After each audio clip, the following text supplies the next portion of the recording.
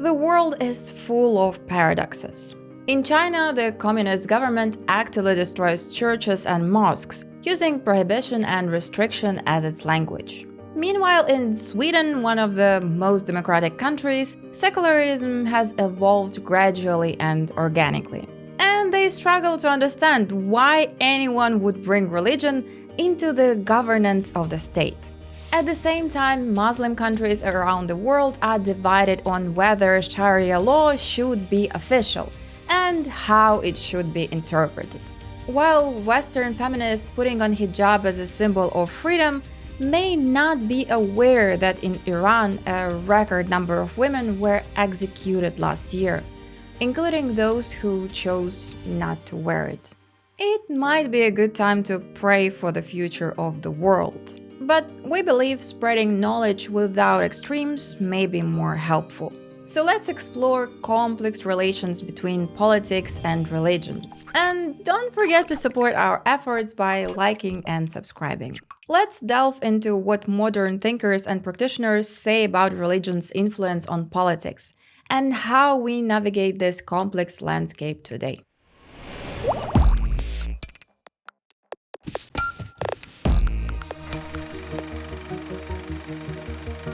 When analyzing modern society's relationship with religion, researchers focus less on atheism and more on secularization, a gradual detachment of citizens from religious influence. This process doesn't necessarily reflect a denial of God's existence, but rather a growing indifference to religion. In political terms, it shapes how modern secular nation-states position themselves in relation to faith.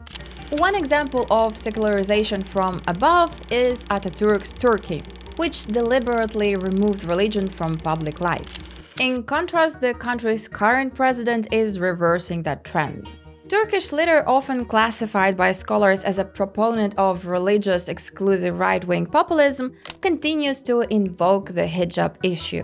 Despite the lifting of the hijab ban over a decade ago, Erdogan continues to frame it as ongoing oppression of Sunni Muslims, a narrative that resonates with his base. The regulation includes restrictions on women and men's appearances, and this is a violation and discrimination against the freedom of religion and consciousness. Meanwhile, in secularized Europe, populist politicians increasingly invoke religious themes to appeal to voters. They seem untroubled by contradiction between liberal and Christian values. Calls to defend Christian identity often clash with Christianity itself. And while migrant integration remains a genuine challenge, some politicians distort the issue to extremes, with conspiracy theories like Eurobia or the Great Replacement theory. For some, nationalism, racism, and xenophobia conveniently hide behind the rhetoric of preserving Christian heritage. On the other hand, left politicians turning a blind eye to the problems of extremism, including religious extremism and the lack of attention to economic hardships, only adds fuel to the fire. At the same time, some seemingly secular countries hold tightly to traditions, which often include religion. In the UK, for example, some state-funded schools integrate Christianity, Islam, or other faiths into their curriculum. In addition to the problematic process of selecting children for such schools, recent research shows that such segregation leads to worse results for less privileged students. A difference in religious views also affects people's view on governance. For instance, while 3/4 of Britons and half of British Christians agree that same-sex marriage is okay, only 27% of Muslims in Britain support this view. According to a Pew Research Center survey, nearly 1 in 4 French citizens, 1 in 5 Swedes and Dutch, and 1 in 10 Britons identify as atheists. In democratic developed societies, this is hardly surprising. It's often seen as part of societal evolution. Interestingly, though, most scientific studies show that religious activity tend to boost political engagement. For example, panel data from Poland reveals that people who regularly attend church are significantly more likely to vote than those who attend only occasionally. The same trend holds for other forms of political involvement, like staying informed about politics, joining protests, or participating in election campaigns. Even the Catechism of the Catholic Church encourages civic participation. It states, as far as possible, citizens should take an active part in public life. It also acknowledges that the diversity of political regimes is legitimate, providing they contribute to the good of the community. Perhaps that's one of the reasons why religious beliefs have always made communists uneasy. Just like in the USSR, today's Chinese Communist Party has waged a sweeping campaign against religion. Under Xi Jinping, the government is cracking down on religious groups, arresting clergy, and shutting down churches. The party's ideological foundation sees religion as a threat, a relic of foreign cultural imperialism. All millions of members of the Chinese Communist Party are required to be atheists, even though the state officially recognizes 5 religions. But there is an exception. Xi has shown an unusual tolerance for one particular religion, Tibetan Buddhism. And it's not for spiritual reasons. As The Atlantic explains, Xi's government sees Tibetan Buddhism as a useful tool, something that can be co-opted for assimilation and propaganda. Tibetan scholars warn that this is a part of broader efforts to erase Tibet's language and culture, or at least reshape them to fit the goals of the Communist Party. Xi's vision is a culturally and politically uniform China. But Tibetan Buddhism isn't just a faith, it's a symbol of resistance to Chinese rule. When China annexed Tibet, the Dalai Lama fled and formed a government in exile in India. Some researchers also point out that supporting Buddhist philanthropy helps soften China's image, portraying it as a compassionate state. And in general, the patronage of Buddhism seems beneficial for China's diplomacy. Supposedly, Buddhist monks travel across America and Europe looking for land for their monasteries and temples, and broadcast an image of vibrant religious life in this country. Persecution? What are you talking about? Around the world, many people believe it's important for their leaders to share their religious values. This view is especially strong in countries like Indonesia, Bangladesh, and the Philippines. A similar statement can be found across parts of Africa. And you might notice something about that list. They're mostly developing countries. It seems to be a trend. Generally, the wealthier a country, the less religious its population tends to be. You can even see it on a graph of GDP per capita. But then there is an outlier, the United States. Despite a growing number of atheists in America, they're still not ready to elect them to high office. Over the last 25 years, about 40 million Americans have left the church, often disillusioned by scandals. Yet in the last Congress, almost 9 out of 10 members were Christians, and less than 0.5% were non-religious. So are American politicians genuinely more spiritual than their voters? Or are they just really good at pretending? You serve the Lord, and through him you serve others. Love, that's what you're selling. Well, I don't buy it. Remember that scene in A House of Cards where Francis Underwood, the godless presidential candidate, spits on a Jesus statue? The American media was shocked, even some atheists. But the show's creators still got praise. Underwood's ruthless pursuit of power is both captivating and, well, a little too real. Then you have Republican Trump, who won over religious voters despite his casino background, sexual misconduct allegation, and proven fraud. To understand this, it's worth noting that unlike Democrats, conservative clergy often use churches to promote the Republican Party. In fact, American churches talk about politics a lot, despite the separation of church and state. Sociologists even ask if people are satisfied with the amount of political discussion in sermons, and the answer is yes. Researchers joke that religious language is so common in American politics that it's weird when politicians don't use it. Trump, like some of his supporters, seems to genuinely believe he was divinely appointed.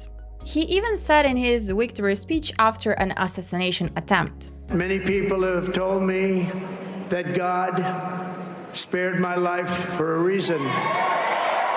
This idea is particularly prevalent among the apostolic movement, which is closely tied to Republicans like Marjorie Taylor Greene and Mike Johnson. Greene, remember, accused Ukraine, the victim of Russian aggression, of waging war against Christianity, while portraying Russia, the aggressor, as a protector of Christians. This is a war on Christianity. The Ukrainian government is attacking Christians. The Ukrainian government is executing priests. Russia is not doing that. They're not attacking Christianity. As a matter of fact, they seem to be protecting it. Russia's demonizing Ukraine and its allies as godless enemies is not just a random propaganda. It's part of a broader, officially endorsed conspiracy theory in Russia. It's all about how the West is supposedly out to destroy traditional values. Ukrainians in this narrative are painted as church-destroying enemies. And of course, they use lots of disinformation to push this. But if we step away from the propaganda and look at the actual evidence, a very different picture emerges. Russian forces have killed at least 29 religious leaders in Ukraine, committed at least 76 acts of religion persecution, and looted or desecrated at least 13 places of worship. They've also destroyed or damaged over 630 churches and religious buildings.